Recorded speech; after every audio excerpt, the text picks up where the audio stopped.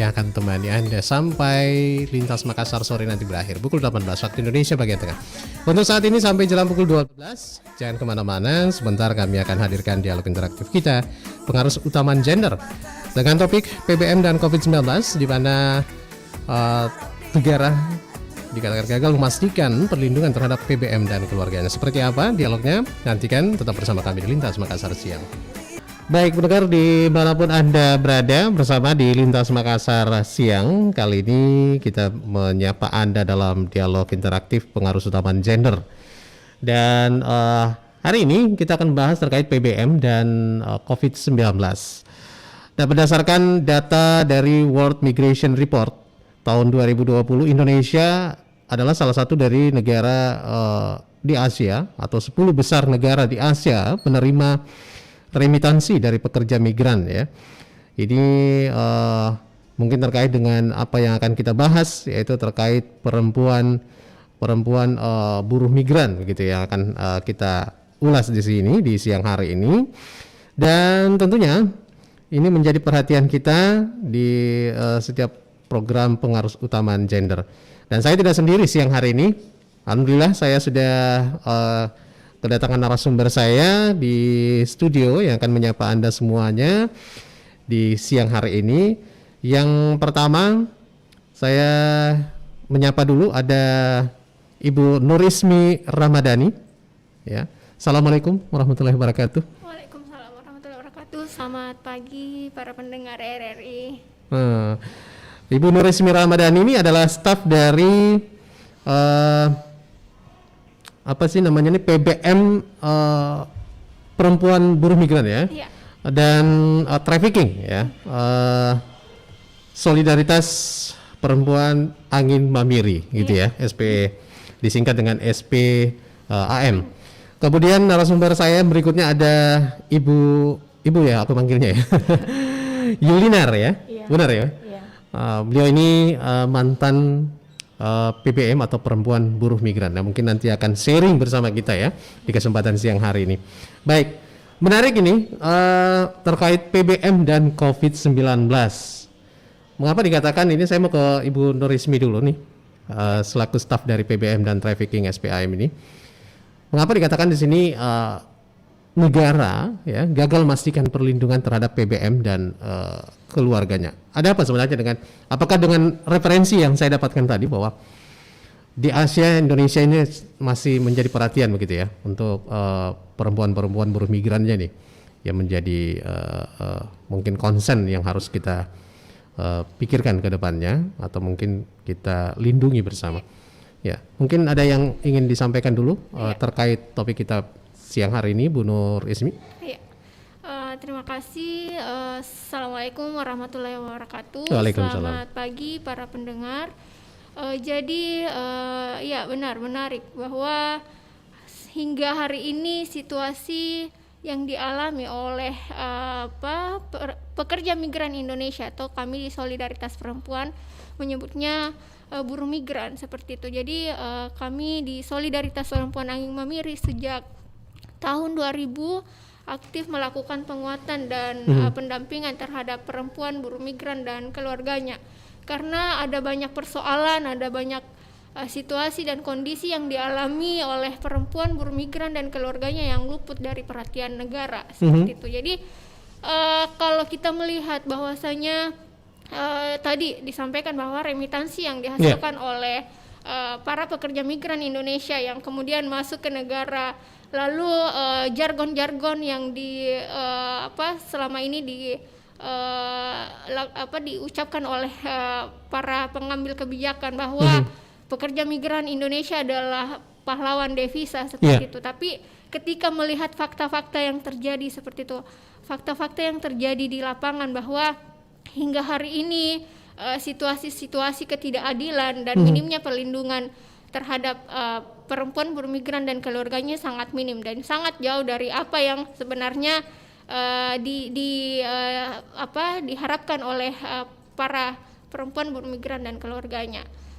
Nanti mungkin Ibu Yulinar akan bercerita banyak soal bagaimana hingga hari ini mereka mengalami banyak kondisi yang sebenarnya ketika kita mendengar itu akan sangat miris seperti itu. Jadi perempuan buruh migran dan keluarganya selama ini yang kami kuatkan, kami dampingi, hingga kemudian bagaimana kita bisa menyebut negara telah gagal begitu melindungi perempuan buruh migran dan keluarganya. Jadi situasi-situasi yang kami maksudkan memang bagaimana negara, apalagi kita bicara dalam konteks Sulawesi Selatan seperti itu. Skup Sulawesi Selatan aja dulu udah banyak banget ya. Sulawesi Selatan saja seperti itu menjadi salah satu wilayah atau provinsi pengirim buruh migran terbesar seperti itu di Indonesia.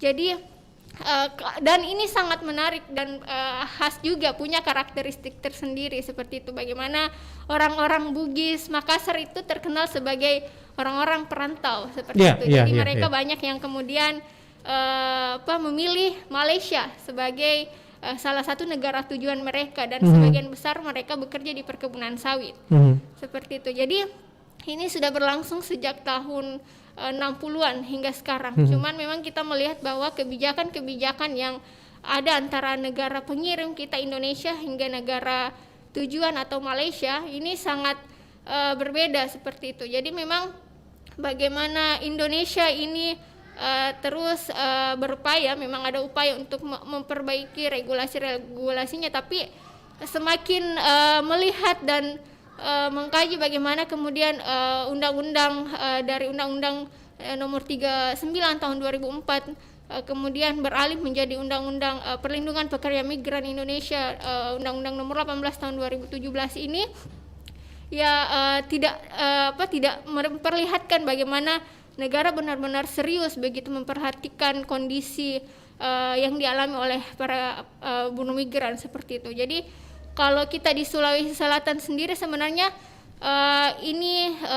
banyak kondisi yang dialami, seperti misalkan mereka yang berangkat ke Malaysia dan minim perlindungan ketika mereka akan berangkat sampai kemudian pulang kembali seperti itu. Jadi sangat menjadi rahasia umum seperti itu ketika mendengarkan mereka berangkat dengan lebih memilih menggunakan jalur yang mereka rasa ini jalur yang meskipun sangat rentan begitu dari mereka banyak mengalami situasi yang mulai dari pemberangkatan sampai kemudian pulang itu kerentanan yang dialami sepanjang alur migrasi yang mereka jalani itu tidak ada jaminan, tapi hingga hari ini mereka para perempuan buruh migran dan keluarganya lebih nyaman begitu menjalani alur-alur migrasi yang tidak aman sebenarnya. Cuman itu tidak dilandasi dengan apa yang diharapkan pemerintah yang mau mengurangi PMI yang non prosedural. Ini tidak sejalan begitu dengan kebijakan-kebijakan yang kemudian dikeluarkan. Misalkan menyiapkan hingga hari ini, misalkan pemerintah menyiapkan layanan terpadu satu atap, ini baru dikeluarkan seperti itu. Tapi ini tidak kemudian menjawab persoalan untuk menjamin perlindungan terhadap perempuan buruh migran dan keluarganya. Jadi yang saya tangkap ini banyak gitu, banyak persoalan begitu ya. Mulai dari pribadi sendiri begitu ya. Sebagai mungkin bawa sedikit tadi kedaerahannya. Orang Sulsel, orang Sulawesi memegang teguh itu biasanya perantau gitu ya. Jadi apapun itu ya, kalau dibilang merantau, tantangannya oke lah, pantang mundur ini. Walaupun ya tadi mungkin dari segi regulasi mungkin sudah ada yang mengatur, tapi kan karena keinginan sebagai itu, nah pemerintah juga diharapkan di sini ada bagaimana melindungi ini juga masih kurang karena rentannya. Banyaknya mungkin PBM yang mungkin kalau Ibu tadi mengatakan kalau ini lebih memilih yang ilegal seperti itu begitu ya. Walaupun mungkin sudah di warning dan sebagainya, tidak ada perjalanan ke sana, tapi tetap karena keinginan ini. Baik, kalau Ibu tadi menyinggung Sulawesi Selatan nih. Kalau skup Sulawesi Selatan mungkin dikatakan kalau PBM-nya di berapa persen dari data? Presentasinya berapa nih? Sekitar berapa nih perempuan buruh migran dari Sulawesi yang Ibu tahu nih? Kalau dari Sulawesi Selatan sendiri selama ini Solidaritas Perempuan mencatat hingga hari ini kurang lebih 200 orang yang telah dikuatkan dan didampingi oleh Solidaritas Perempuan. Namun yang perlu saya sampaikan juga bahwa itu di luar dari kasus yang masuk kemudian di Solidaritas Perempuan yang Mamiri. Jadi kalau masuk gitu ya. Kasus yang masuk sepanjang tahun 2020 hingga 2021 itu sudah 21 kasus.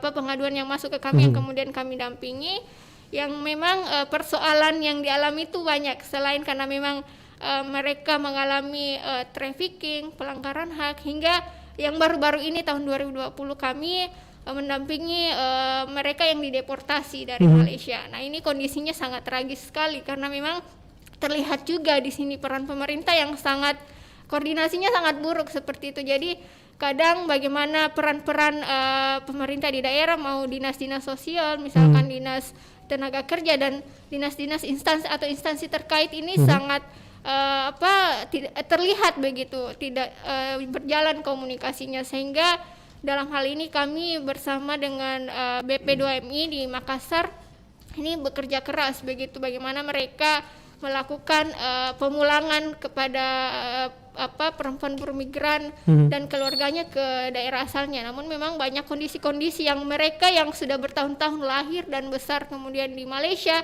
dan tidak punya keluarga atau sanak famili lagi di kampung halaman seperti itu, dan banyak juga yang tidak mengenali lagi di mana kampung halamannya, keluarganya siapa, sehingga banyak yang terlantar seperti itu.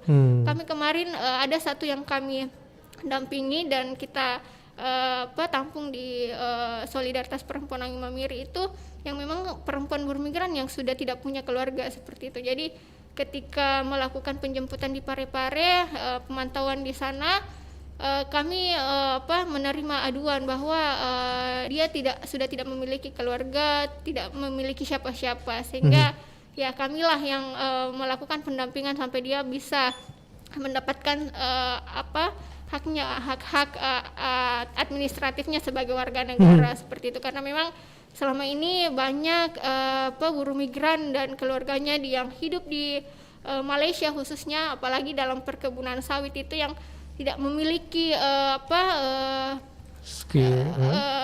dokumen ya begitu. Jadi memang situasi mereka sangat-sangat rentan di sana seperti itu. Jadi memang kalau berbicara perlindungan itu ya sangat jauh begitu dari apa yang kita bayangkan, dari apa yang kita harapkan begitu, karena memang terbukti begitu bagaimana kami menemui hampir kurang lebih 2.000 orang yang telah dideportasi. Ini mayoritas adalah orang Sulawesi Selatan seperti itu.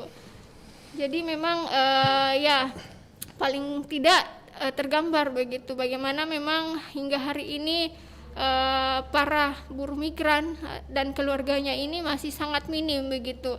Apa yang mereka alami di sana, baik itu dari kondisi kesehatan, bahkan kesehatan dan keselamatan kerja, karena kita melihat ini mereka adalah pekerja di sana ya. Namun memang ini tidak luput dari perhatian negara karena mereka dianggap sebagai ilegal, sebagai orang yang non prosedural, atau sebagai orang yang ya mereka berangkat tanpa melalui jalur-jalur yang disiapkan pemerintah, sehingga perspektifnya juga kadang ya tidak dimasukkan sebagai warga negara yang harus dilindungi seperti itu. Baik, saya beralih dulu ya ke Ibu Yulinar ya. Oke, apa kabar Ibu? Kabar baik. Kabar baik ya, terima kasih sudah hadir bersama kita di siang hari ini. Saya pengen tahu di sini kan Ibu Yulinar sebagai mantan perempuan buruh migran nih. Iya. Sebelum ke ini, mungkin tujuannya tadi dari mana nih? Dari rumah ke SP. Enggak, dari maksudnya PBM migran di mana nih? Dari Malaysia. Di Malaysia. Iya, iya. Nah, mungkin bisa diceritakan dari awal sedikit saja apa yang mendorong Anda untuk menjadi PBM gitu ya, perempuan buruh migran waktu itu? Mungkin karena ajakan atau mungkin faktor ekonomi atau ada iming-iming dan sebagainya? Pada awalnya saya ikut orang tua jadi anak buruh migran ya. Oh, jadi orang tua lebih dulu di sana? Iya, lebih dulu. Di sana saya masih kecil, ikut orang tua. Setelah itu saya orang tua pulang ke sini, saya ikut juga pulang. Dari situ kan pada waktu itu belum saya bisa bekerja karena kondisi juga belum ini. Tapi orang tua tidak bisa menetap di Indonesia karena alasan faktor ekonomi. Jadi kembali lagi ke sana ikut orang tua. Kedua-dua orang tuanya? Iya. Puluhan tahun. Sebelumnya tinggal sama siapa di sini? Sebelumnya saya tinggal sama nenek, Sama nenek saja. Usia sekolah. usia sekolah. Sekolah pun tidak bisa lanjut atau memang sementara sekolah terus diambil orang tua? Sementara sekolah diambil orang tua karena orang tua saya beralasan tidak ada tempat menitip saya. Jadi itu ya. Iya. Mungkin lebih terjamin mungkin makanya ikut orang tua. Nah, Iya. sampai di sana Sampai di sana di 2010 saya kerja ikut orang tua karena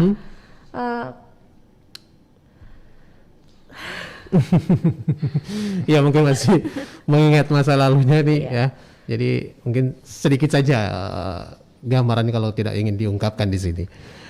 Mungkin bekerja ya, oke. Iya, Di sektor pertanian, pertanian. kelapa sawit itu. Iya, kelapa sawit. Dan alasan majikan juga tidak mempekerjakan anak buruh migran karena tidak mempunyai alasan dokumen. Saya pikir mempunyai dokumen itu kita sudah terlindungi, ternyata tidak mempunyai paspor saja belum tentu kita terlindungi. Anda ke sana punya dokumen? Iya, Dari punya Indonesia dokumen. ke Malaysia ada dokumen, tapi dari pihak sana mengatakan Anda tidak punya dokumen. Saya mempunyai dokumen di sana, Tapi kebanyakan yang terjadi kecelakaan. gitu ya. Begitu tidak bisa pulang ke Indonesia karena beralasan apa ya? Dianggap ilegal, Ya, dianggap itu dianggap pokoknya itu ya. legal.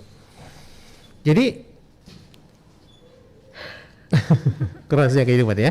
Nah begitu mungkin banyak iming-iming ya, banyak selain dari faktor keluarga nih ya, ekonomi ada iming-imingan, ajakan dan sebagainya, ataupun mungkin memang masuk ke modus trafficking tadi memang ya, mencari itu untuk dipekerjakan di sana dengan jalur ilegal itu. Nah, apa yang menjadi alasan Anda untuk terus apa yang terjadi sampai Anda bisa kembali? Saya kembali Dideportasi atau gimana? Keinginan sendiri atau karena karena sudah ini ya, di Malaysia itu sudah tidak aman, tidak komunikasi? tidak menerima Oh. lagi orang yang tidak Dianggap ilegal gitu. ya disuruh balik ke Karena memang ada masa-masanya ya, Ada kalau yang seperti masa-masanya. tahu itu ya. Iya, kan- Oke, 1 tahun itu aman kerja, terus dengan alasan itu tidak upahnya tidak dianggap dilaporkan, iya disuruh. biar kita pergi nggak dibayar juga nih, gitu ya. Banyak yang terjadi seperti itu ya, salah satunya ya modusnya ya. Tapi orang tua tetap tinggal di sana. Orang tua tinggal di sana. Kenapa? Karena memang ada dokumen dia. Iya, dia mempunyai dokumen. Tapi anak buruh migrannya yang enggak. Iya. Itu tidak diakomodir oleh pihak mereka nih. Iya. Ada banyak cara memang ya. Itu salah satunya Anda kembali. Anda dideportasi dari sana atau lari sendiri nih, balik ke Makassar, balik ke Sulawesi. Waktu saya masuk ke sana baru-baru ini di 2017, saya masuk. Oh, sempat kembali?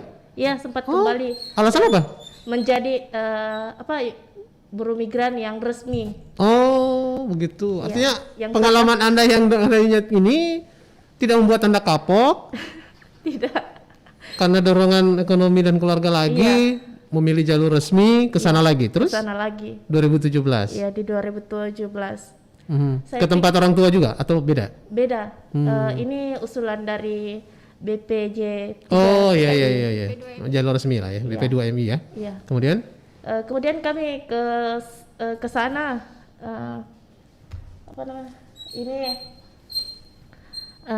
bekerja di sektor apa nih?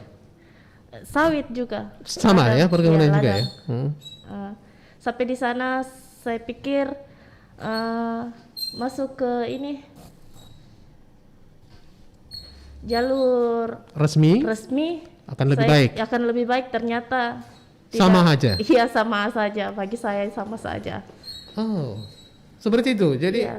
dalam hal ini Anda merasakan ya tidak resmi dan resmi pun Sama ada negara sama saja. Iya, karena waktu kami di Parepare itu tanda tangan lain yang ditandatangani lain sampai tujuan di sana. Oh, begitu. Tujuan kerjanya beda, Tujuan kerjanya beda, penempatannya beda, pendapatannya juga beda. penempatannya juga beda Iya. ya. Terus dalam hal ini kan Anda sudah dikatakan tadi jalur BP2MI. Terus dari pihak pengirim sendiri berdalih apa ini? Itu saya pikir masuk resmi itu bagaimana ya? Ya, artinya ada harapan lebih baik begitu Ada harapan ya. lebih baik, ya ternyata tidak. ternyata tidak. Yang ada di buku itu naik pesawat, katanya pergi berangkat naik pesawat, sampai di sana ini ladang ini, ternyata sampai di tujuan itu sangat berbeda. Perjalanannya pun harus Iya, perjalanannya. tidak jauh beda dengan ilegal gitu nggak di jauh beda dari penampungan gitu ilegal, ya. Betul. Waduh. Apa hanya Anda yang bernasib sebegitu atau semua yang satu rombongan atau Kami satu rombongan. semuanya bernasib Ya, sama Bernasib sama. dan semuanya berhasil pulang juga? Tidak. Tidak. Kenapa? Iya, karena mereka lebih memilih pindah dari tempat tersebut dibanding pulang, karena pada saat itu juga tuan manajernya yang di sana mengatakan bahwa kalau kamu mau pulang bayar dulu yang ongkos perjalanan kami yang di sana. Mengganti ya, katanya harus uang yang diganti. mereka sudah keluarkan. Iya, ternyata kan masuk jalur resmi itu saya pikir gratis ya. Iya. Gratis.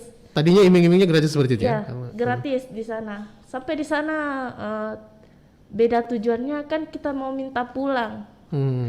Kita juga berani berbicara minta pulang karena kami TKI resmi. Kami Iya. pikir seperti itu.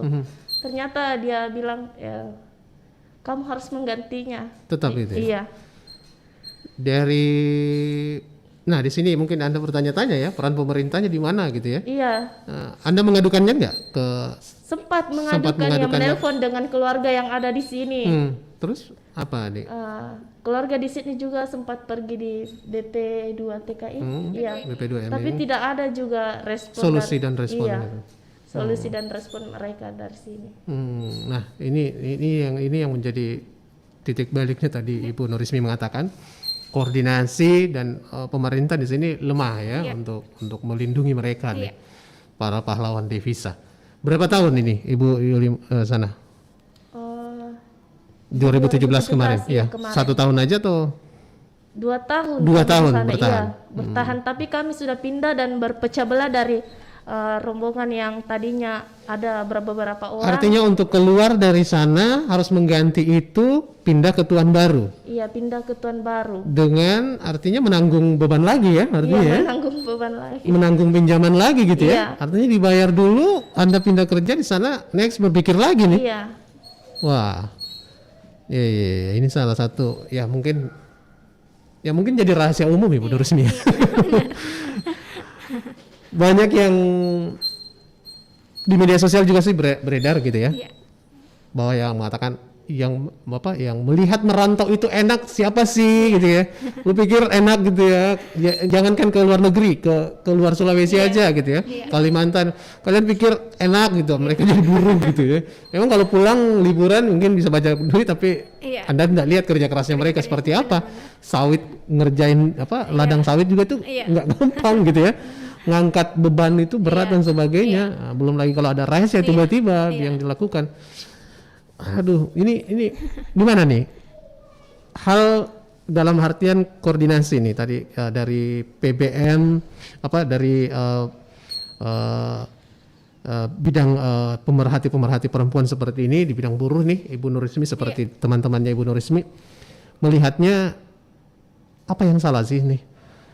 Ya, ini saling lempar tanggung jawab kah atau memang benar-benar enggak ada memang perlindungan yang semestinya begitu ya bagi mereka?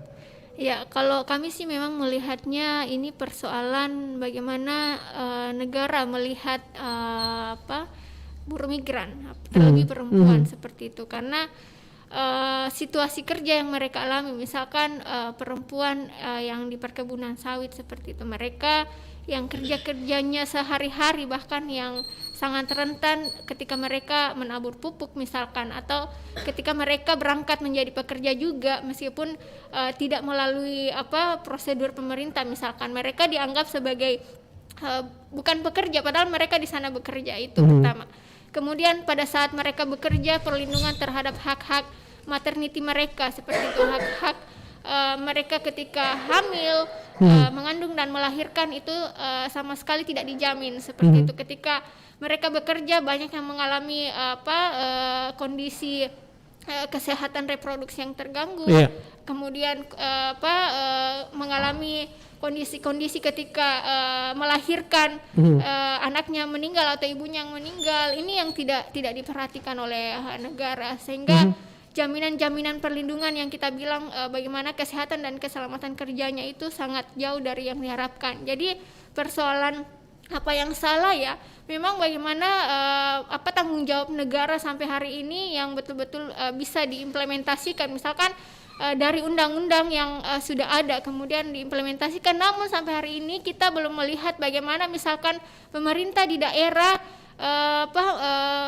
menghadirkan begitu regulasi-regulasi yang berpihak kepada para perempuan buruh migran dan keluarganya. Sampai hari ini kita belum melihat niat baik dari pemerintah untuk mewujudkan bagaimana regulasi di daerah atau peraturan yang benar-benar bisa melindungi mereka, karena kita tahu di dalam amanah undang-undang perlindungan pekerja migran Indonesia yang kemudian baru-baru ini terbit peraturan pemerintahnya seperti itu. Namun di daerah ini apalagi skop Sulawesi Selatan sepertinya masih belum ada atau masih belum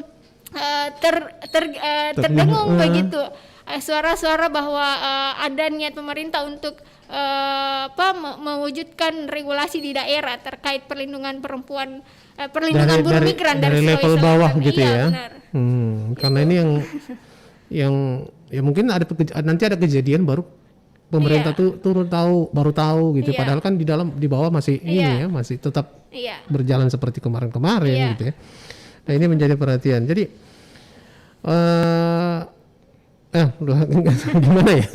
gimana ya ini solusinya dan sebagainya, cuman masih ya berharap-harap cemas terus ini untuk perempuan. Sementara pengiriman PBM ini masih tetap berjalan juga.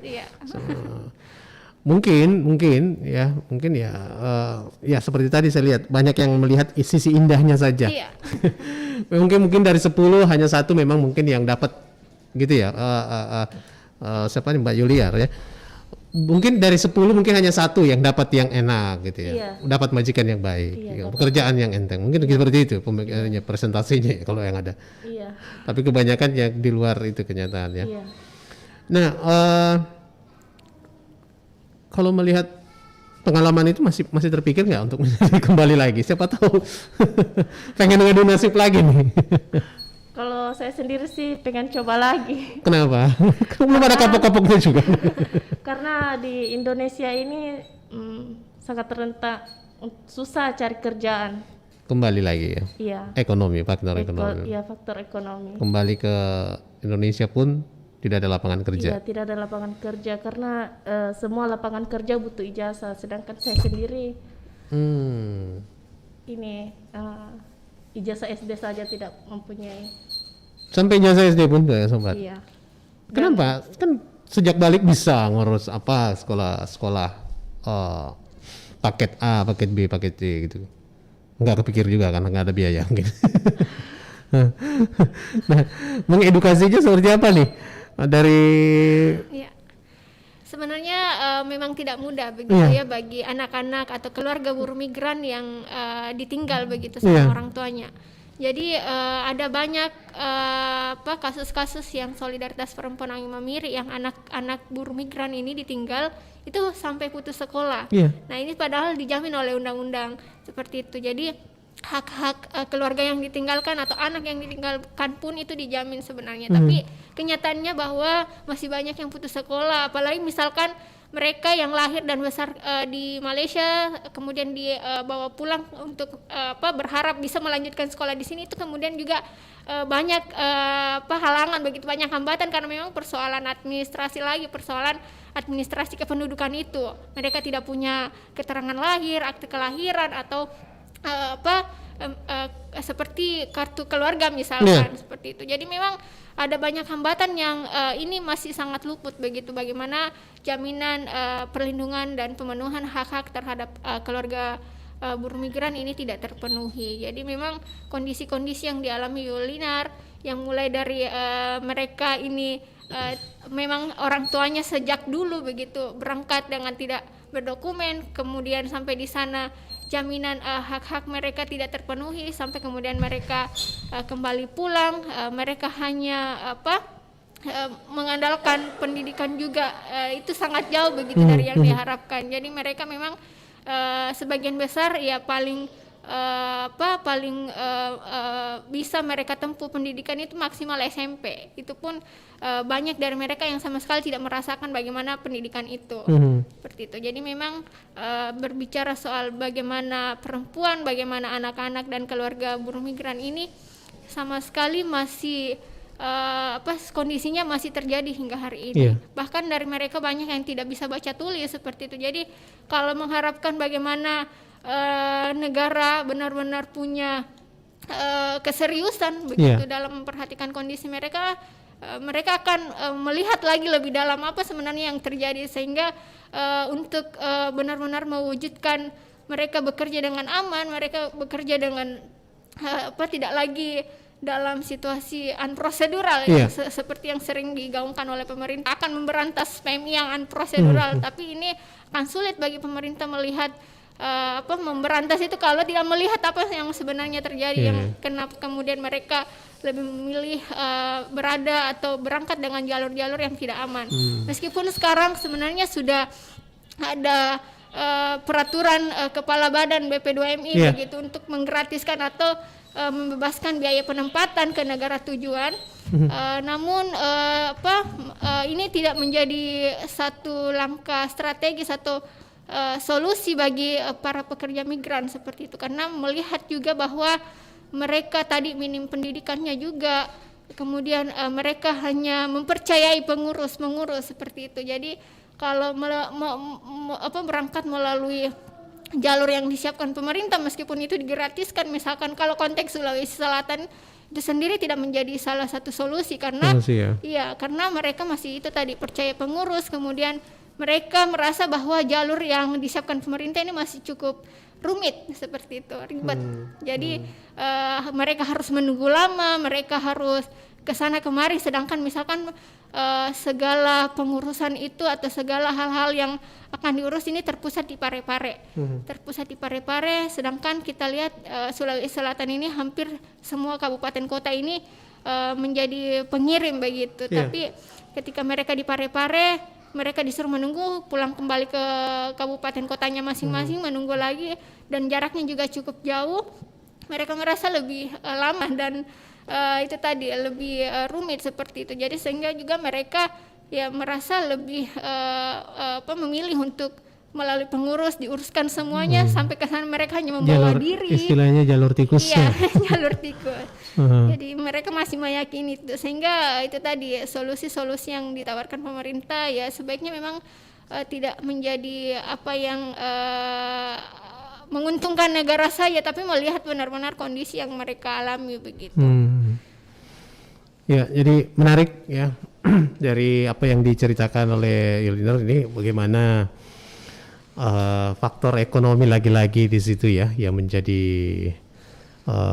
pendorongnya begitu ya. Ini satu di antara mungkin banyak di luar sana yang punya pemikiran yang sama.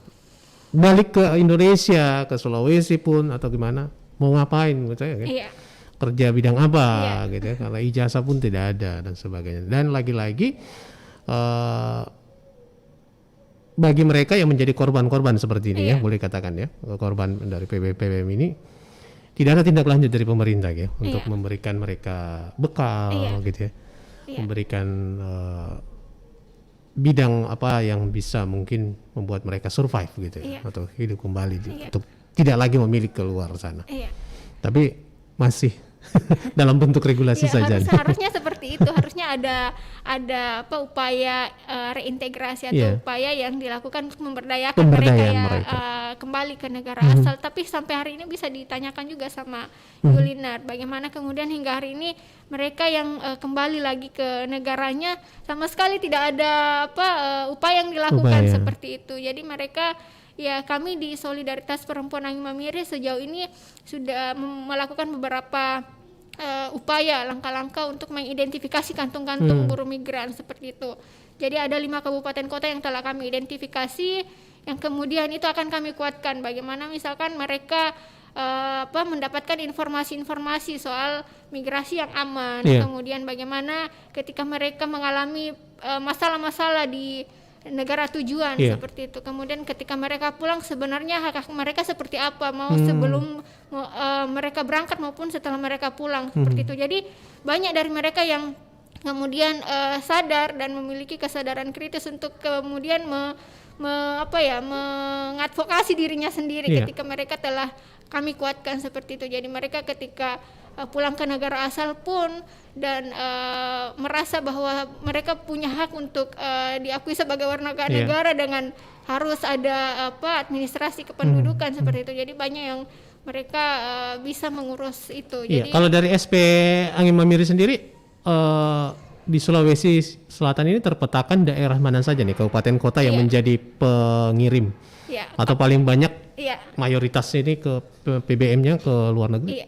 Kalau di Sulawesi Selatan 5 kabupaten kota yang telah kami identifikasi ada Bulukumba, kemudian Bone, Pinrang, Parepare, kemudian Makassar juga salah satunya. Kemudian menyusul kabupaten kota yang lain seperti itu. Jadi tapi yang terbesar adalah 5 kabupaten kota itu. Jadi memang kabupaten misalkan Goa, Takalar, Jeneponto juga, Bantaeng, Sinjai itu banyak sebenarnya juga. Iya, cuman memang karena akses kita ke sana juga yang masih sangat kurang dan kita juga memiliki keterbatasan sehingga memang kita ingin terus menyuarakan ini sehingga tidak hanya di 5 kabupaten kota ini seperti itu, tapi semua kabupaten kota di Sulawesi Selatan seharusnya terjangkau.